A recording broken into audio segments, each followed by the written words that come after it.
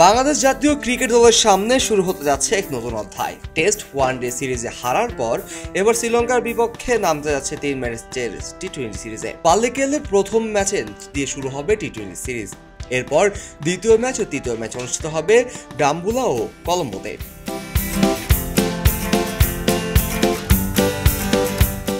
বাংলাদেশের জন্য এই সিরিজ শুধুমাত্র একটি দ্বিপাক্ষিক সিরিজ নয়, 2026 সাল টি-20 বিশ্বকাপ পর্যন্ত দীর্ঘ পথ চলার প্রথম ধাপ। আর এই যাত্রায় দলের নেতৃত্বে আছেন নতুন অধিনায়ক লিটন কুমার দাস, যিনি এই সংস্করণের অধিনায়কত্বের দায়িত্ব পালন করবে।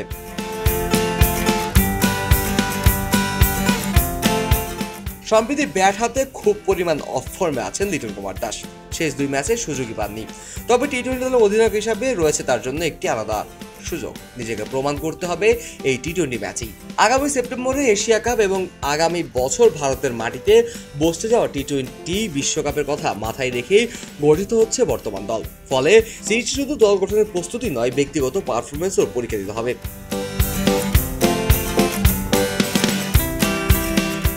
লিটন কুমার দাস সংবাদ সম্মেলনে বলেছেন, এটি একবারই নতুন সংস্করণ। সবাই জানে কিভাবে টি-20 খেলতে হয়, আমরাও সেই পরিকল্পনাই করছি। কিন্তু কথা হচ্ছে লিটন কুমার দাস কোন পরিকল্পনার কথা বলছেন। পরিসংখ্যান বলছেন শ্রীলঙ্কার মাটিতে এই সংস্করণে বাংলাদেশ খুব পরিমাণ পিছিয়ে আছে। এখন পর্যন্ত 5টি ম্যাচে বাংলাদেশ জয়, 3টিতে শ্রীলঙ্কার 2টি। যদিও পাল্লিকেলেতে একমাত্র ম্যাচই বাংলাদেশ হেরেছিল 2013 সালে।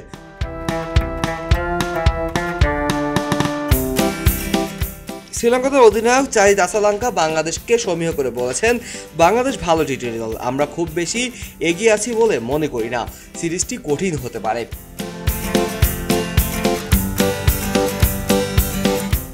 সিরিজ কঠিন হবে নাকি সহজ, সেটা কিছুক্ষণের মধ্যেই জানা যাবে। শ্রীলঙ্কার দল পাচ্ছে না স্পিনার হাসালাঙ্কাকে, তিনি হ্যামস্ট্রিং চোটে পড়েছেন, যার জায়গায় আসছেন ভেন্ডারসেন।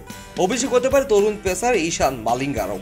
পাল্লিকেলের উইকেটে ব্যাটিং সহায়ক হলেও লিটনের মতে উইকেট, ব্যাটসম্যান, স্পিনার, পেসার সবার জন্যই ভালো। আর আসালাঙ্কা জানিয়েছে 180 রান যথেষ্ট হতে পারে আজকের ম্যাচের জন্য। এখন দেখার বিষয়, কিছুক্ষণ পর ম্যাচ শুরু হবে। বাংলাদেশ কি জিতবে নাকি আবারও শুরু হবে হারের গল্প? নিউজ ডেস্ক, খবরের কাগজ। সবাই যখন জোয়ারে গা ভাসায়, কেউ কেউ ঘুরে দাঁড়ায়। সময় হারতে শেখালেও কেউ কেউ চ্যালেঞ্জ ছুড়ে দেয়। পক্ষপাতের ভিড়ে আজ থেকে কোনো পক্ষ নয়, খবর হবে নিরপেক্ষ। বানোয়ার তথ্যবাদ, খবর হবে নিখাদ। ভেঙে গুজবের শিখ, খবর হবে নির্ভীক।